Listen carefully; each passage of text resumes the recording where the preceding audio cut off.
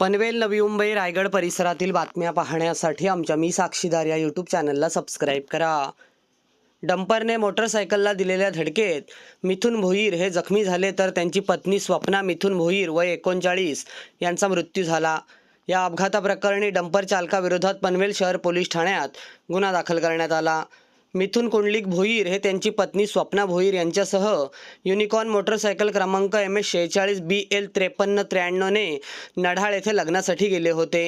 न्हावागाव पनवेल पळसपेवरून न्हावाशेवा रोडने जात असताना मोटरसायकल दुपारी 2:15च्या सुमारास कानोबा ढाबा गव्हाण फाटा समोरील रोडवर जात असताना पाठीमागून आलेल्या मोटर डंपर MS46 CX 9107 वरील चालकाने भोईर यांच्या मोटरसायकलला धडक दिली। या धडकेत दोघेही पती पत्नी खाली पडले आणि स्वप्ना डंपरच्या उजव्या बाजूच्या मागील टायर खाली आल्या, त्यात त्यांचा मृत्यू झाला। तर मिथुन भोईर यांच्यावर MGM रुग्णालयात उपचार सुरू आहेत।